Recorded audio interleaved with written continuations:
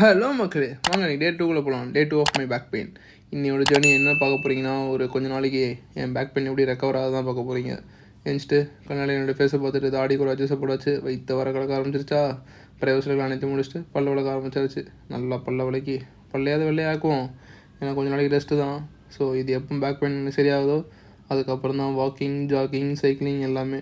பார்த்தா அவங்களுக்கே தெரியும். ஒரு 8:30க்கு தான் நான் எழுந்திரிச்சேன்னு. என்ன பண்ணுறது, இனிமேல்லாம் அப்படி தாங்க. கொஞ்சம் லேட்டாக தான் எழுந்திரிப்பேன். சீக்கிரமே எழுந்துச்சு என்ன பண்ண போகிறேன். காலையில் எழுந்துச்சிட்டு ஐஸ் பேக் வைக்க ஆரம்பிச்சாச்சு. ஆஸ் பர் டாக்டர் அட்வைஸ்ட் ஒரு நாளைக்கு 2 to 3 times அது வைக்க சொன்னார். என் மீன் சரியாகலை, எனக்கு உடம்பு சரியில்லை. 2 பேருக்குமே ஒரே சிங்காக இருக்குது. என்ன பண்ணுறது, சீக்கிரமாக என் மீன் சரியாயிரும் நம்புகிறேன். பார்க்கலாம். கார் எடுத்துகிட்டு நான் பைக் கொஞ்சம் நாளைக்கு நான் ஓட்ட முடியல. அப்படியும் கிடையாது, பைக் எடுத்துகிட்டு எங்கள் அப்பா வெளியே போயிட்டார். கார் எடுத்துகிட்டு நான் போய் அந்த எக்ஸ்ரே ரிப்போர்ட் வாங்க போனேன். இவனுங்க வர கடுப்பு ஏற்றிட்டானுங்க. அவங்க என்ன டாக்டர் காலையில் எக்ஸ்ரே ரிப்போர்ட் எடுத்துகிட்டு வந்துருப்பான்னாரு. இங்கே என்னன்னா நேற்று எடுத்து எக்ஸ்ரே ரிப்போர்ட்டை இன்னும் கொடுக்கவே மாட்டேங்கிறாங்க. இதில் ஆஃபீஸ் வேலை வேறு. எனக்கு சில நாள்லாம் ஆஃபீஸ் வேலையே இருக்காது. ஆனால் எனக்கு உடம்பு சரியில்லை அன்றைக்கி தான் ஆஃபீஸ் வேலை ரொம்ப அதிகமாக இருக்கும். அதுக்கப்புறம் எக்ஸ்ரே ரிப்போர்ட்லாம் வாங்கிட்டு அப்புறம் அந்த எக்ஸ்ரேக்கு ஒரு ரிப்போர்ட் இருக்குது, அந்த ரிப்போர்ட்டையும் வாங்கிட்டு போய் ஹாஸ்பிட்டலில் கொடுத்தாச்சு. ஒர்க்கை பார்க்க ஆரம்பிச்சாச்சு. இன்றைக்கி ரொம்ப அதிகமான ஒர்க்குங்க. அதுவும் புது விதமான ஒர்க்லாம் வருது.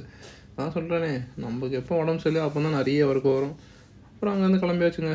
ஈவினிங் எங்கே போகிறதுன்னு பார்க்குறீங்க, physiotherapy of the day 2 of the ஃபிசியோதெரப்பியில் போய்ட்டு அவங்க சொல்கிற ட்ரீட்மெண்ட்லாம் ஃபாலோ பண்ண வேண்டியது. இனிமேல் ஃபஸ்ட்டு ஒரு ஐஸ் பேக் வச்சாங்க.